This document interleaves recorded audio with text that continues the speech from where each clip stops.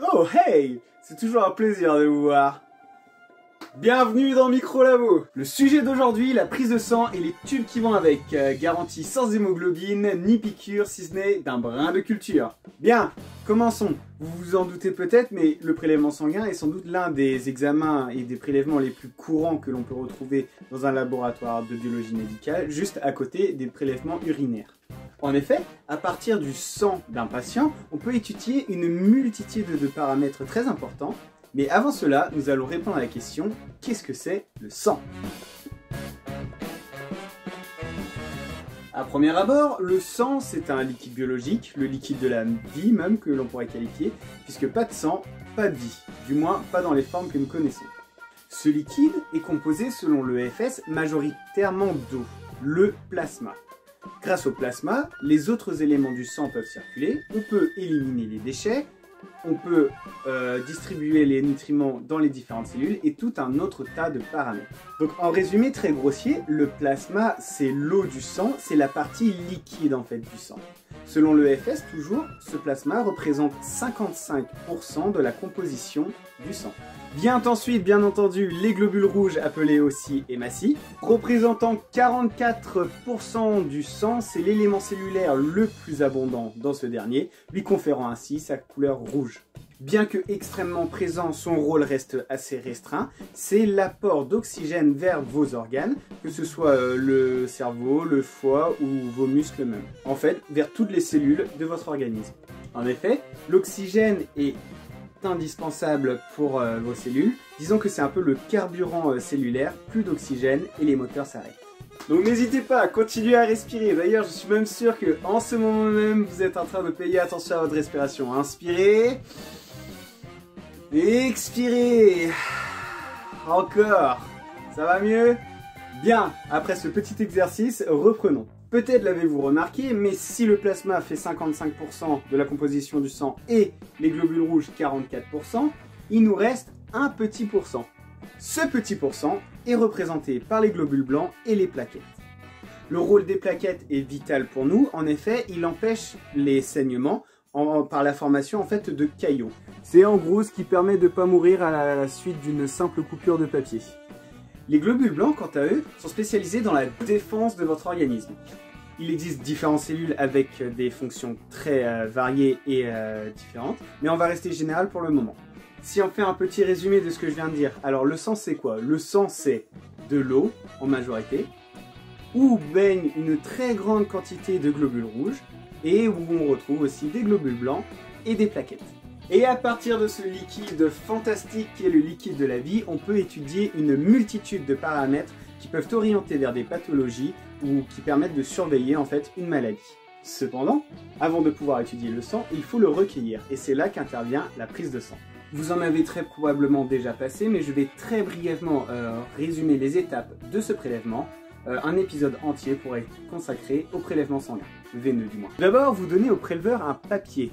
Sur ce papier, c'est en fait la prescription qui demande les examens en fait qui seront réalisés sur votre sang. On vous place ensuite dans une pièce où l'on va recueillir votre identité et recueillir aussi des informations qui peuvent être importantes pour les analyses, comme par exemple, est-ce que vous êtes à jeun dans le cas d'une glycémie, est-ce que vous avez un traitement anticoagulant ou d'autres informations qui peuvent avoir un impact sur l'analyse. Le préleveur va ensuite piquer une veine qui lui semble intéressante pour recueillir votre sang. Et il va remplir autant de tubes que nécessaire pour l'analyse. Bon, je vous rassure, c'est pas ce genre d'aiguille qu'on utilise normalement, mais là j'ai pas d'aiguille à prélèvement. Quoique, tu me diras, en fait cette aiguille elle paraît assez petite comparée à certaines que l'on peut retrouver chez les infirmières. C'est donc là qu'on retrouve nos amis les tubes. Vous l'avez peut-être remarqué. Attends, je dis beaucoup de fois cette phrase, non? Mais il en existe de différentes sortes. En effet, comme vous pouvez le voir là, on en retrouve avec des couleurs différentes. Et ces couleurs différentes ont une signification. Ils sont pas juste là pour faire joli. Chaque couleur correspond à un type de tube. Puisque, en effet, on ne peut pas effectuer n'importe quelle analyse avec n'importe quel tube. Et à l'intérieur de ces derniers, on retrouve des réactifs. Par exemple, là, dans le fond du tube. Ces réactifs peuvent interférer avec les analyses. C'est pour ça qu'il est important que le tube corresponde bien à l'analyse demandée. Plutôt que rester sur ces généralités, je vais vous présenter en fait ces 4 tubes. Il en existe d'autres, mais ceux-là sont les plus communs que l'on peut retrouver dans un laboratoire d'analyse médicale. Commençons par le tube vert ou le tube héparine. Ce que contient ce tube, ce que vous voyez au fond, c'est de l'héparine. Le plus souvent de l'héparine de lithium. Cette héparine en fait est un anticoagulant. L'anticoagulant en question, donc l'héparine, va agir sur une des protéines de la cascade de coagulation. L'antithrombine 3, si on veut être précis. En se fixant sur cette protéine de la coagulation, on va en fait empêcher le caillot de se former et donc le sang va rester sous sa forme liquide.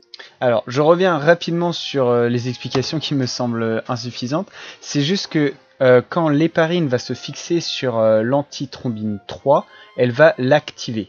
Cette protéine, en fait, elle l'empêche, elle est naturellement présente dans notre corps et elle empêche en fait la formation de caillots indésireux en fait, qui n'ont pas lieu d'être. Ce qui va donc empêcher la formation du caillot et donc le sang de coaguler. On peut utiliser ce tube pour les dosages biochimiques, notamment tout ce qui est ionogramme, donc dosage du calcium, du potassium et tous les ions. On peut aussi l'utiliser pour le dosage de la protéine C réactive, donc cette protéine est un marqueur d'une inflammation. Ou on peut encore doser des toxiques avec, que ce soit par exemple du plomb ou bien entendu l'éthanol. À titre d'information, au laboratoire où j'exerce, on retrouve ce tube presque uniquement sur la chaîne biochimique. On passe au tube mauve ou tube EDTA. On retrouve également sur le tube mauve ou EDTA un anticoagulant, mais contrairement au tube héparine, on voit que là, sur le fond, il n'y a rien. En fait, à l'intérieur du tube est tapissé sur toute la paroi l'anticoagulant qui est l'EDTA. Au passage, pour ceux que ça fait pas peur, EDTA, ça veut dire acide éthylène. C'est quoi le D déjà? Diamine tétraacétique. Cependant, l'EDTA agit différemment de l'héparine. Sinon, ce serait les mêmes tubes. Ici, l'EDTA va en fait capter dans le sang tous les ions calcium. Il va tellement s'attacher fort au calcium qu'il va en fait ne pas du tout en laisser dans le sang. Or, le calcium est un facteur extrêmement important dans la cascade de coagulation. Sans calcium, le sang est incapable de coaguler. On retrouve notamment ce tube dans tout ce qui est numération de formules sanguines, donc la fameuse NFS, ou pour tous les tests hématologiques. Cependant, je tiens à préciser qu'on peut réaliser bien d'autres tests d'analyse sur ce genre de tube. Et c'est maintenant l'entrée du tube jaune, ouais! Bon bref, le tube jaune, ou tube sec. Bon, lui, il agit différemment encore des deux autres qu'on a vus précédemment. Si on paye attention, à l'intérieur du tube, on peut remarquer qu'il y a quelques viscosités, en fait, comme des petites bulles, en fait. Ces petites bulles sont des bulles de silice. La silice, qu'est-ce qu'elle va faire? Elle va en fait forcer la coagulation. En forçant la coagulation, les globules blancs, les globules rouges et les plaquettes vont se retrouver emprisonnés en fait dans ce qu'on appelle un caillot. Quand ce tube arrive au laboratoire, on le centrifuge généralement. Le caillot va se former, il va tomber avec la centrifugation au fond du tube, et là vous voyez qu'il y a en fait une autre partie liquide, c'est en fait le séparateur. Le séparateur va en fait se mettre entre le caillot qui a été formé et le reste du liquide. Ce liquide, si vous vous rappelez de tout à l'heure, vous pouvez peut-être vous dire « Ah, c'est l'eau en fait du sang, donc ça doit être le plasma. » Ce serait correct, enfin presque correct de dire que c'est du plasma, cependant il y a un détail qui fait la différence entre le plasma et ce qu'on retrouverait dans ce tube qui serait en fait le sérum. Mais alors, c'est quoi la différence entre plasma et sérum? On a vu, le plasma c'est l'eau du sang. Le sérum, c'est comme le plasma, seulement que un des composés de la coagulation, donc la fibrine, a été consommé. Le sérum est égal en fait tout simplement au plasma sans cette fibrine. Cette fibrine, on ne l'a plus parce qu'en fait, elle a été consommée pendant la coagulation du sang. La silice a consommé indirectement la fibrine. Ainsi, on se retrouve seulement avec le sérum. On peut utiliser notamment ce tube pour l'électrophorèse de protéines ou encore très utilisé en sérologie. Là également, c'est un tube très polyvalent et il existe différentes encore applications dont on peut faire pour ce tube. Je vais maintenant présenter le tube bleu ou tube citrate. Contenant du citrate de sodium, un anticoagulant, encore, ce tube est tout particulièrement retrouvé dans le secteur de la coagulation. Là, peut-être une petite question vous taraude de l'esprit, qui serait totalement légitime, c'est...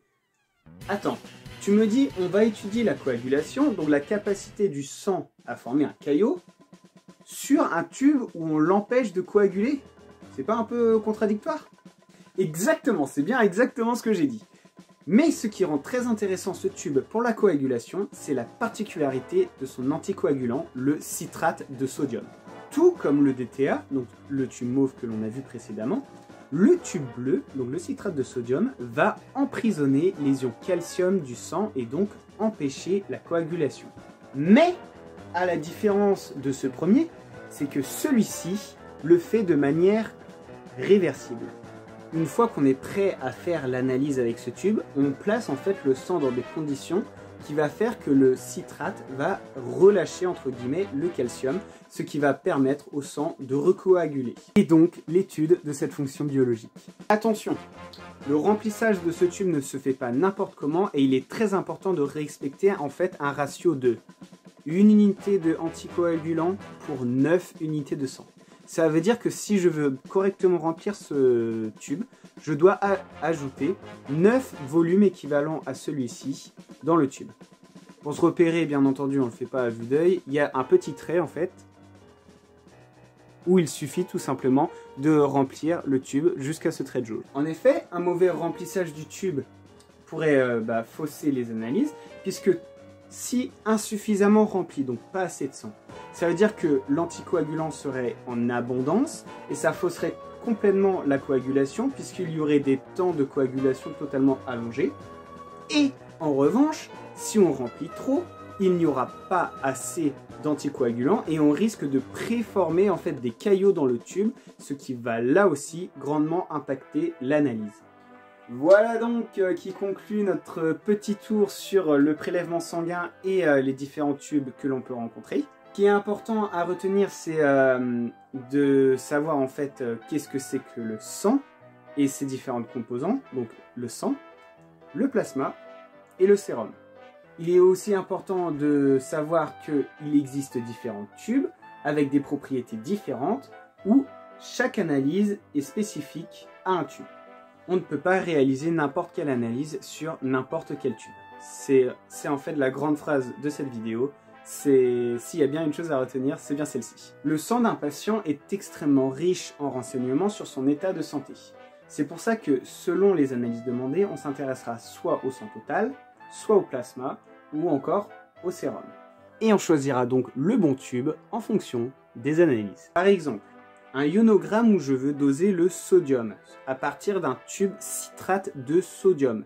Ça va poser problème puisque si on fait cela, on risque de se retrouver avec une valeur de sodium bien trop élevée, cela étant dû au sodium déjà présent dans le tube. En fait, chaque analyse a son tube préférentiel et c'est pour ça que l'on se retrouve lors d'une prise de sang avec des tubes de différentes couleurs qui ont des fonctions différentes. Vous pourrez peut-être essayer de reconnaître certains tubes lors de votre prochaine prise de sang. En tout cas, merci de votre écoute, j'espère vous revoir bientôt, et puis prenez soin de vous. Salut!